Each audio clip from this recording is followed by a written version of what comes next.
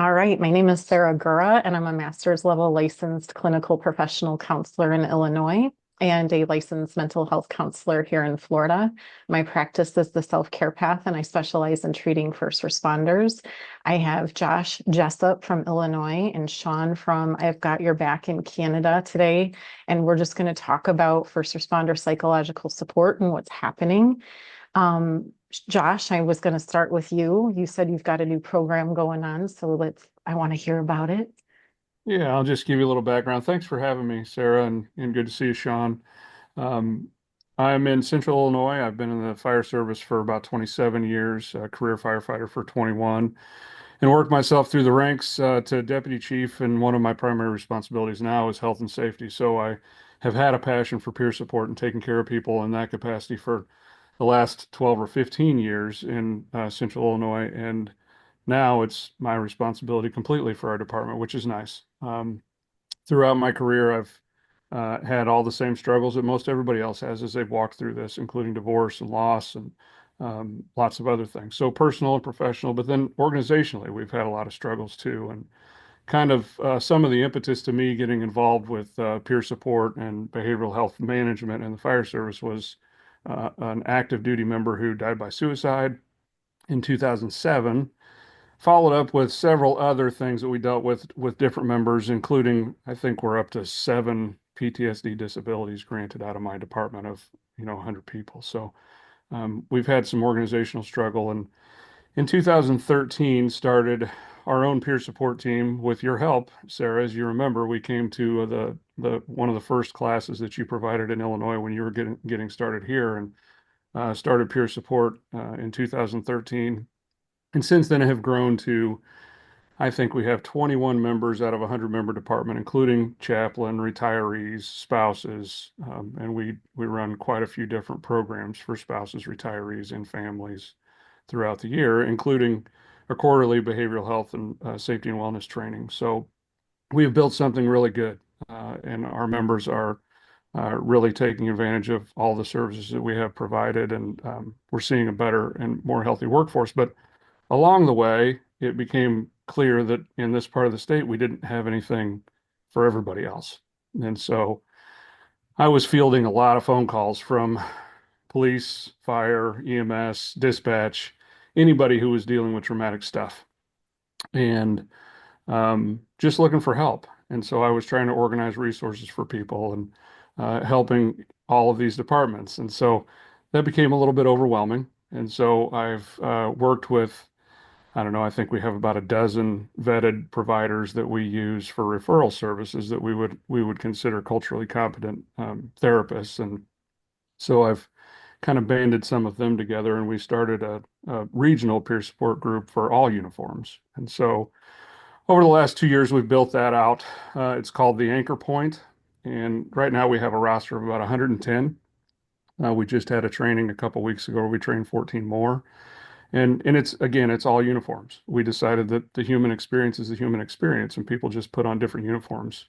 And so we wanted to be able to help everybody. So that's kind of where we're at right now. We're just growing and learning and continuing to invest in people and engage with people where we can and where they are, and trying to make things better.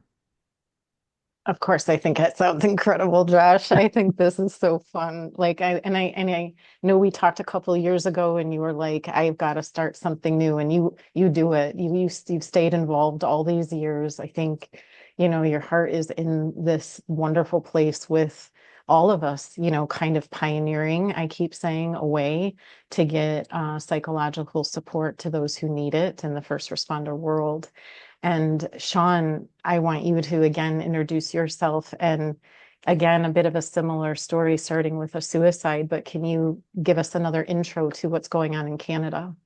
Yeah, for sure. So I'm Sean Taylor, and I'm a paramedic in Ontario. And I've been a medic now on the road for almost 15 years. And approximately 10 years ago, we had a situation where there was a prolonged period of time of about 18 months where there was over 130 first responders that had died by suicide throughout our country. and literally nothing was being done. It was just being swept under the table, and nobody wanted to take ownership, because if once you take ownership for it, then you need to take action, and people just weren't ready or willing to do so. So we literally sat down and came up with a name, and it's called "I've Got Your Back 911." And so we launched all of our social media. It wasn't going to be about our faces, our names, nothing. It was just about the cause, about creating this safe place for first responders to be able to go and know that they're not alone. They're not the only ones that are feeling the way that they are. And within a couple days, we had over 600 messages sent to us, and it just started to go viral, and it just started blowing up. Here we are today, and I would say probably in the next 12 months or so, we should be on the verge of hitting $1 million donated directly to organizations that help first responders with their mental health. So we don't provide any of the programming or any of that structured therapy for first responders, but what we do is we do all the fundraising through this sale of all of our gear through our retail store and our online store. And then we turn around and donate that money back to organizations that do that stuff. And we help them to facilitate that with the dollars that we bring in. So that's kind of what we do. And it's one of those things as well, as much as you talk about the United States and how far behind, or, that, some areas are lacking.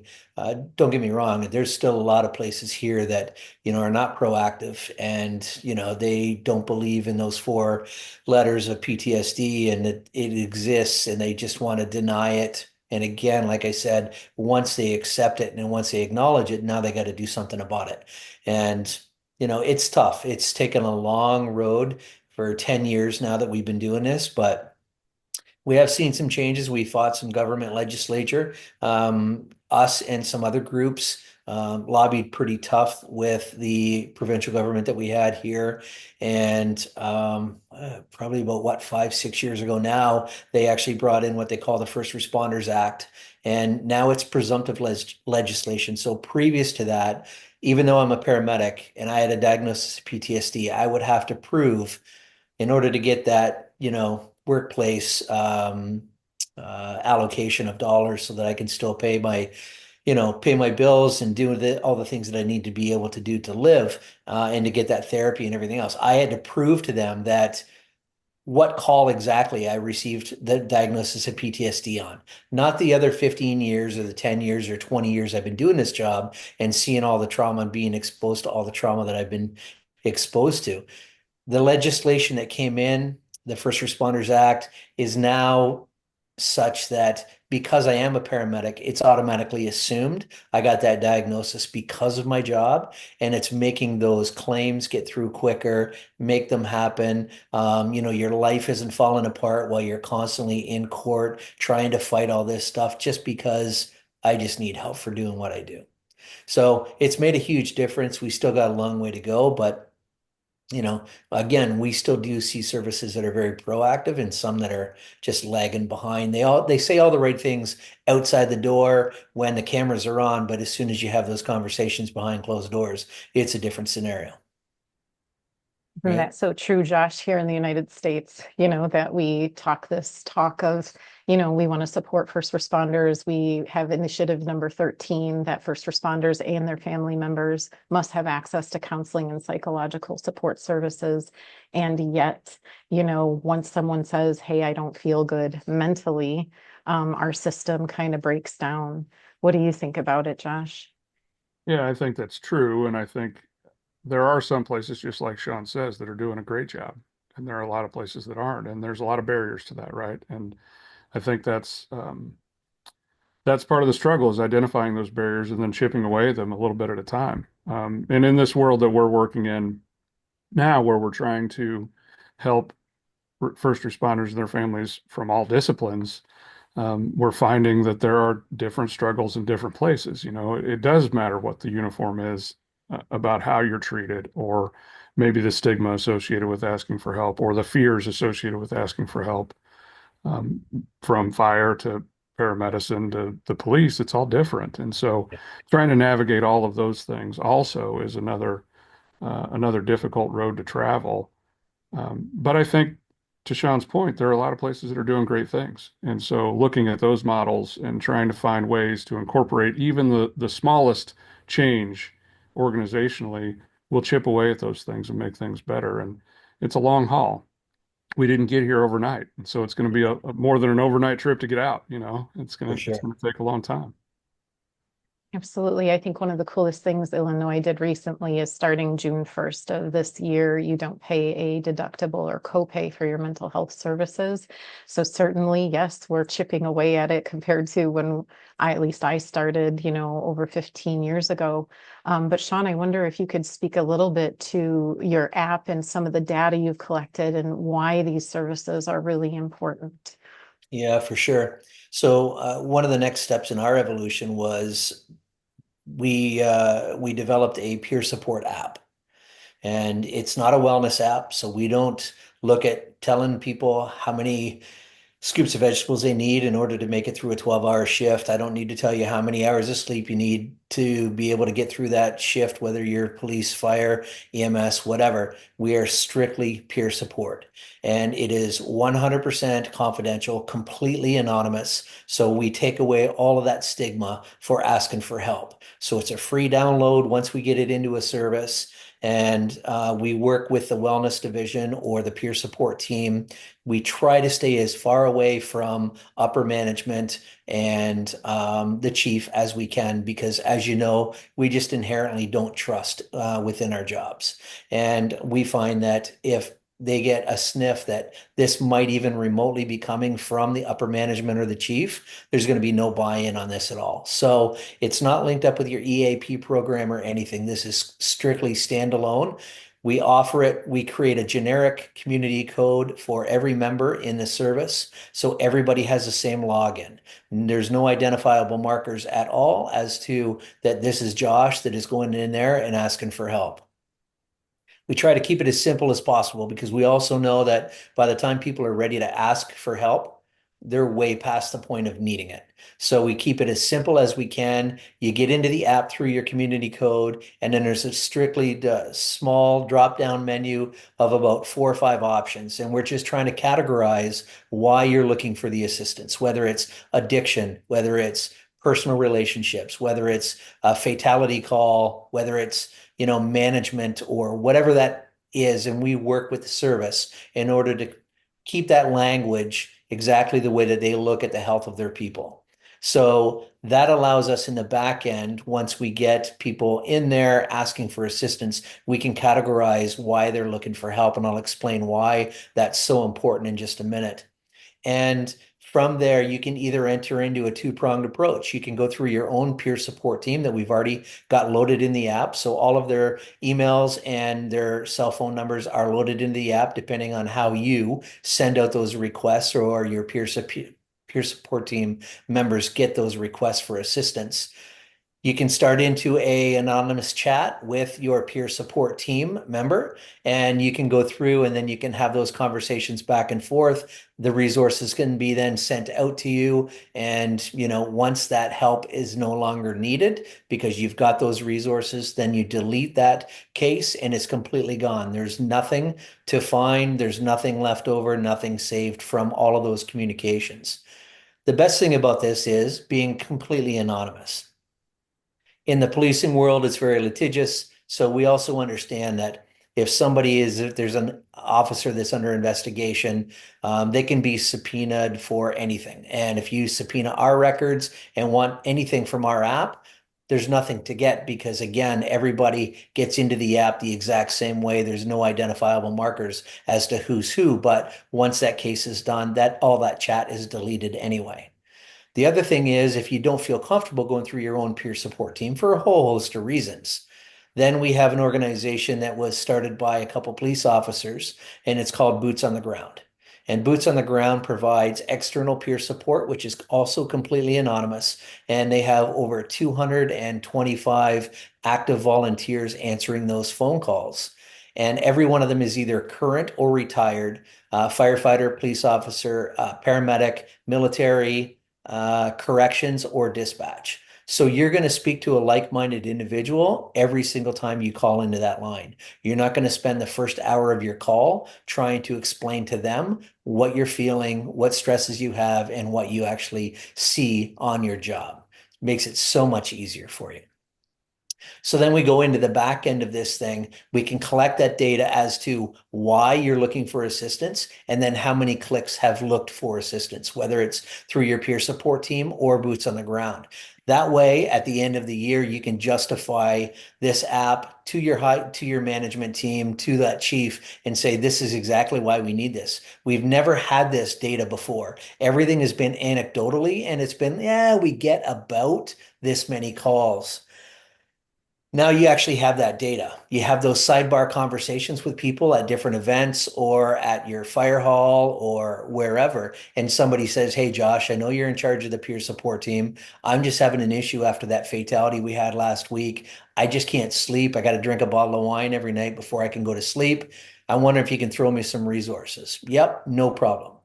All of that stuff has always been anecdotal as well. Now, Josh, you being on the peer support team, you can open up our app, hit the plus button, and you can just say sidebar conversation with an employee, sent them resources, done.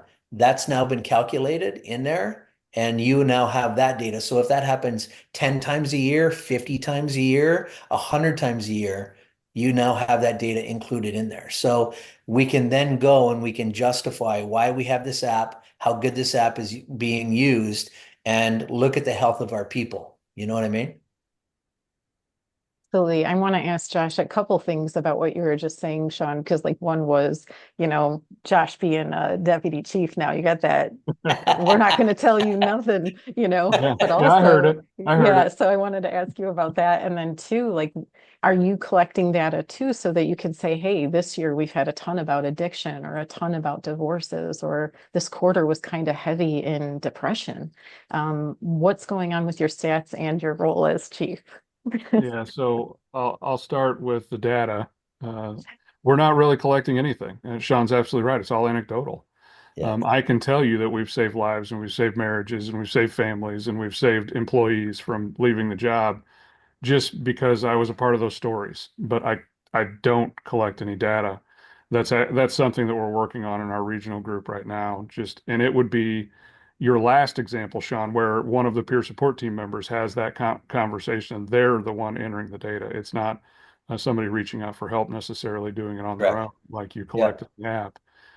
So we're working through that regionally because that's one of the things that we find as a barrier is the money, right? What's this program cost to run, and how am I going to train people, and how am I going to put people off to train them, and how am I going to do this, And so if you have stories, that's nice, but that's just what they are. And from a chief perspective, that's what they are. They're stories. Yes. And if you need to justify things and justify the finance aspect of a program, you need some data. So that is an ongoing challenge for all of us. In terms of being the chief, my organization's different, I think, just because this is a part of the fabric of our organization. It's been something that has been going on for 12 years. It's a part of what we do. It's something that we talk about in the first 40 hours with an employee. It's something that becomes a part of them. So I'll just kind of run you through how that works. And the first 40-hour week, we do introduction to behavioral mental health for 2 hours. We spend a lot of time talking about things that they may come in contact with. And we talk about our resources. We talk about how their family may be impacted. And we provide all those resources. We have worked diligently with our EAP so that I can get contracted providers. I'm not just sending somebody to call the EAP and then they're going to get stuck with somebody. We know exactly who they're going to get sent to, and they're culturally competent people. Um, we have a meeting. This just happened last weekend, and that's why it's fresh in my mind. There is a group of spouses that invite all the new spouses in, and they have a similar conversation. This is what it's going to look like for your firefighter. This is what it's going to look like for you at home. And all the way through their career, this happens. And into retirement, we host retiree breakfast 2 times a year, and keep our retirees engaged with what we have going on. So I say all that to say that I rose through the ranks from firefighter starting a peer support group now to deputy chief, and I'm not in charge of the peer support group anymore. there's a union member that's in charge of the peer support group because it's technically a committee of the union. But because it's been done this way and because the administration is uh, all came through the ranks and all have been vulnerable and transparent about their own struggles, we don't suffer from the same trust issue that a lot of organizations do. And I recognize that's not the way it is in most places, but Yeah. we're fortunate and blessed to be able to say we all came through the ranks and we all have a tremendous amount of trust with and for us. And it has been it's been easy for us to make that transition. And I know that everybody's not going to come to me and talk to me, but they never would have anyway. Even if Yeah. I was the firefighter in charge of peer support, that's why you have so many people and so many other organizations tied to what you're doing so that people can Right. find who they're comfortable with to have that conversation. So we're blessed in that we don't suffer from that same lack of trust organizationally with the administration. But I know, having worked with, 30 some agencies in this county alone, that's not the case everywhere. Yeah, for sure. And I loved your prong approach about your retirees and your family members, because that's one of the things that we really take pride in with this app as well, is the fact that once we get into a service, once they adopt this app, we encourage them, to get your members to share that community code, or we actually set up a second community code for the family members. And because we also think too that, that support system that you have at home, if you're lucky enough to have one, it's a blessing in disguise. And we got to take care of those people, because what I bring home from the job sometimes, it gets carried on to them as well. So we offer, and we, free of charge. There's no additional cost for it to look after the family members as well as the retirees. Some services have a really good relationship with their retirees. They reach out on a regular basis. Other ones just don't. And you know as well as I do, 25 years, 27 years on this job, you can leave that job, but that 27 years doesn't leave you. So we also encourage them to, if they don't already have something set up, to set up something for the retirees, offer them that community code so that they can get the help that they need after they leave the job, because a lot of times they don't have anything at their fingertips for them either. So Yeah. it's Yeah. that's we take that approach as well, and that's so nice to hear you say that, because again, I don't think that that is the norm for a lot of places, Well, I know it's not, and it takes a lot of time and energy, but it's the right thing to do. And for sure. there are a lot of retirees too, and maybe you find this there that don't want to have anything to do with you anymore Yep. for the very reason that you say. You Yep. can walk out of the job at 27 years, but the job's not walking out of you, and they don't. Some of them don't want to deal with it and don't want Yep. to revisit those things, and so.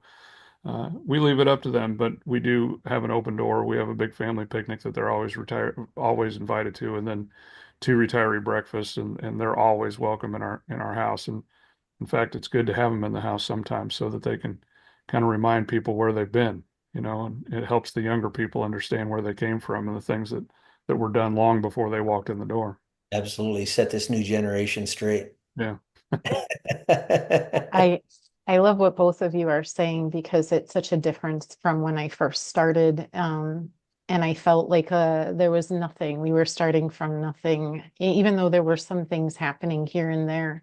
And to hear this discussion and know that other people are going to hear it, there's some chiefs retiring and some new guys that might come in and hear what you're saying, Josh and Sean, and say, I can be a chief like that. Or those are some of the bricks that have been laid already, and I could take advantage of modeling after what has been done so we don't have to reinvent the wheel.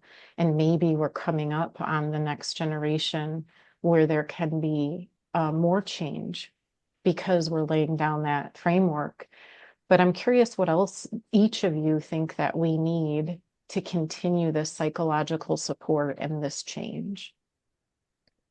Well, I think one of the things that we're trying to really get involved in is the colleges that offer these programs, and we're trying to get in there and really impact the students that are going through these programs right now. Because again, there's nothing that is going to prepare you for what you're going to have to see and do.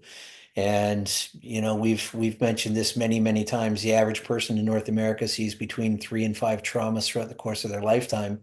The average first responder in North America sees between 300 and 500 throughout the course of their career. So if that's not going to be impactful on you, absolutely it is. So these tech savvy students that are out there right now, they're starting to do ride outs. just to get the flavor of the job in their first semesters. And then they come back to school and they have what? They have nothing. Unless there's an instructor there that's going to sit down and talk to them and lend an ear to them. Other than that, they just have other students around them.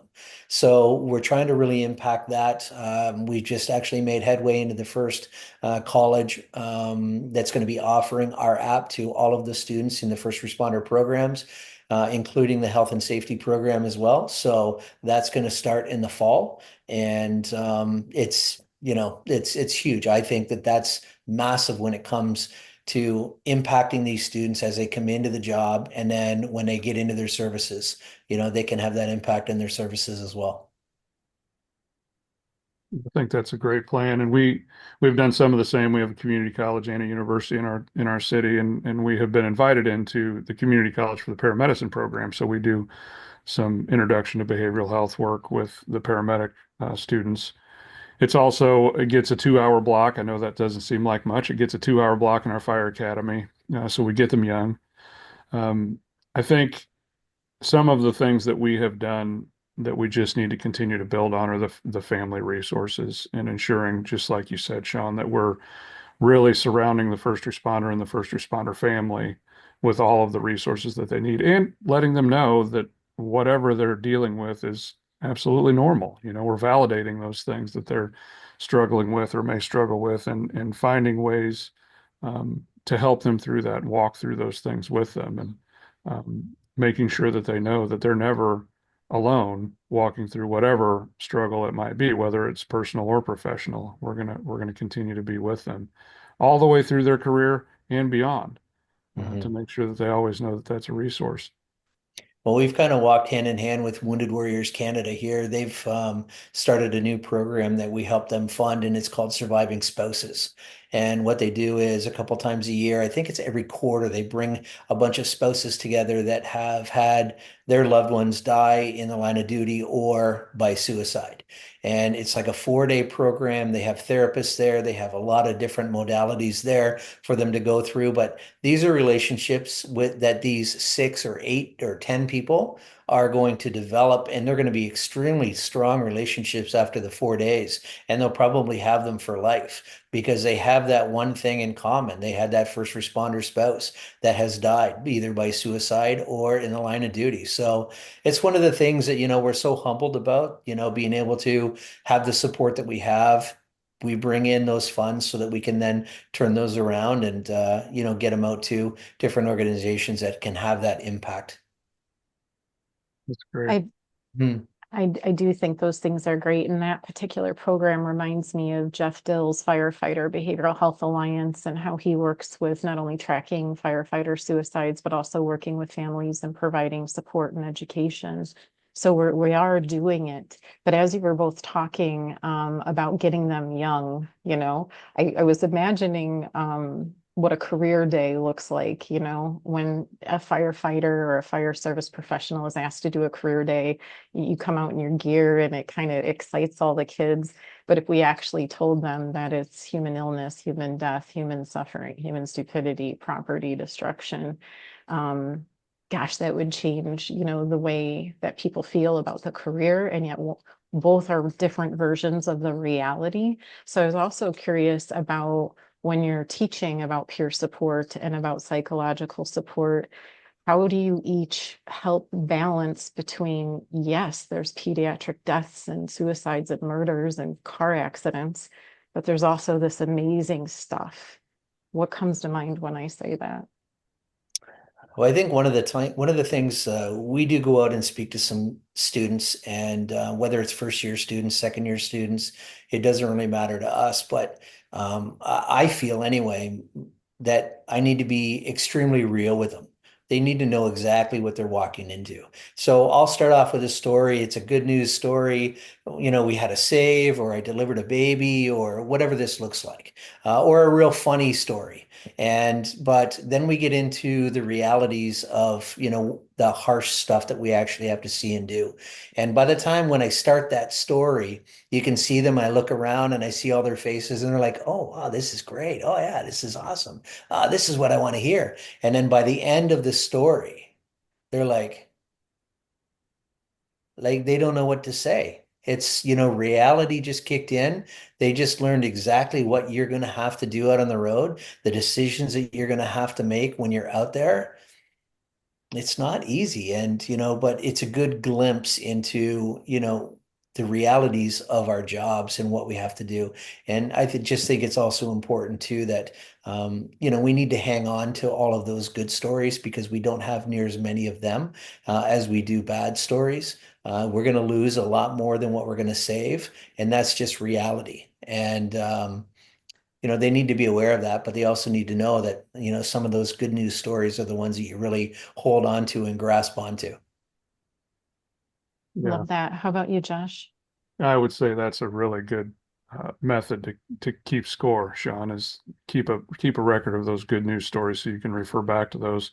This is actually a topic of conversation that's come up several times in the last 12 months as we provide quarterly training for different topics on mental behavioral health. And probably a year ago, I put together a roundtable of 5 or 6 therapists that came in, and we just did a Q&A. It was kind of a guided, facilitated discussion about different things that they're seeing in their offices, essentially, with emergency responders and how we're dealing with things. And after the fact, I had a firefighter come to me and say, every time that you guys provide education, I walk away with this negative feeling, like everything is gloom and doom. And so, can you reframe that? Can you make it more positive? Can you tell us something good? And so, this is a perfect question dealing with that. And I think that that's true. And as I reflected on that and thought about the things that we had offered and the way that we present information, he was absolutely right. And so, we're trying now to reframe things and say, there are all of these horrible things that you may see. There are these things that you're going to experience. You're not going to get good sleep. You're going to have cortisol issues. You're going to have all these things that are going to potentially lead to health problems or relationship issues or whatever. But we also have all these wonderful programs in place to help. We have we have peer support. We have an EAP that's good. We have culturally competent therapists that we can call on. We have health and safety programs that we're doing, fitness, nutrition, all of these other things. We're trying to improve your sleep through lots of different operational and organizational means. So, yes, this job stinks in lots of ways. It's hard on your brain, it's hard on your body, it's hard on your family, but there's a lot of things in place to help. I also liken it to, the cancer risk that we have. We can't escape that in the fire service. That's true. But there are things we can do to help prevent it and help make our chances better than just walking away from it or being grouchy about it. So we have to figure out ways to deal with those risks that are associated with our job. And every job has risks. Ours just happens to be that we're going to shove our brains full of crap and we don't really have anything to do with it. It's true. Yeah. Yeah. Josh, you say that so calmly. You got that chief vibe. It's new to me. Nice, calm vibe. And I guess I want to sum it up by saying, life does not get easier, but we can be wiser. And maybe that's really what we have to keep reminding people. This job is not going to get easier. The risks are going to be there. But we're getting wiser, and we can apply this knowledge and share it with each other and stop making it a stigma or some kind of weakness or vulnerability. It just is what is. But as I say that, I'm also curious what each of you think about that, idea or that thought process that I'm sharing. Go ahead, Josh. Oh, good. I was following on your coattails all this time, Sean. I think that that makes a lot of sense. I think when you think about grieving as an example, and you lose maybe a close loved one, and you're trying to work through those things, it never gets easier, but you learn to manage it. I think about that, my own personal experience. I lost my dad unexpectedly, and we were as close as you could be, father and son. And I miss him every day, but it gets easier because you learn to manage those things. So I think that your wisdom comment is spot on. I think that it's not going to go away, all of these things that we have to deal with in our jobs, but we can teach people how to be transparent. We can teach people how to be vulnerable. We can teach company officers and firefighters and their colleagues to allow those things to happen in a safe space so that you're immediately having the after action review and you're immediately beginning to work through whatever it is that you need to process rather than it starting to solidify. And I think that's part of wisdom, right? Is learning how to have those conversations and learning how to allow others around you to have those conversations and recognizing that we all are different. We all process things different. We are all at different places in our life and our experiences, so things are going to hit us differently. And none of those are wrong. So, Sarah, I think your wisdom comment is spot on. Mm. I don't know that I would have come up with that. So thank you very But much. But I can see how that makes sense. yeah, I I think, oh, go ahead, Sean. I was just going to say, I think the generational first responders, when you have a father that is a first responder or an uncle, and then you become a first responder, I think it's even going to become more important going forward when different services, different areas, whether it's in Canada, the United States, have developed programs like Josh's, or have brought in our app for all of their members. I think that's going to be even more inherently important. And I think the guidance from people that have already done this job that didn't have any of those resources is going to push these kids towards services that offer this stuff to them.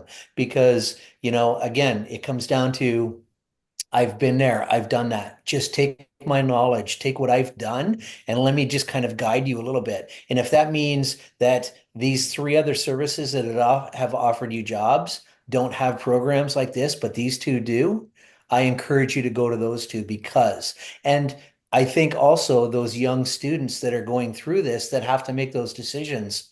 They've seen the impact of this job in their household. They've seen the impact, whether it's through a relationship breaking down, whether it's through a divorce, whether it's through just hardships amongst, that first responder parent and the kids and how difficult that can be sometimes. They've seen that firsthand. And so that experience with the knowledge from that first responder and pointing them in that direction, I think is going to become more and more prominent as we move along and we have organizations that do such a great job. I think it's going to pay dividends in the future.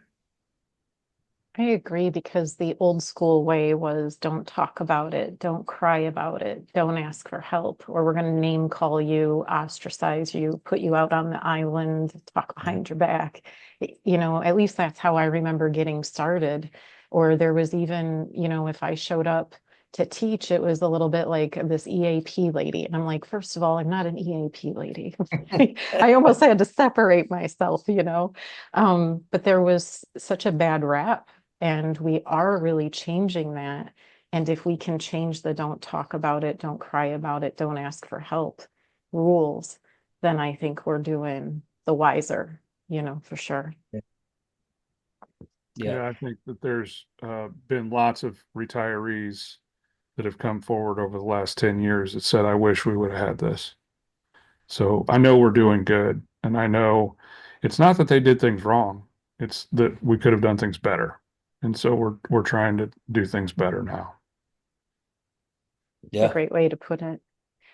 I think I'm curious, is there anything else about your programs that you guys would like to share with each other's audiences? Because I know you might share it in different places. Is there something else that we didn't get to that you want to mention?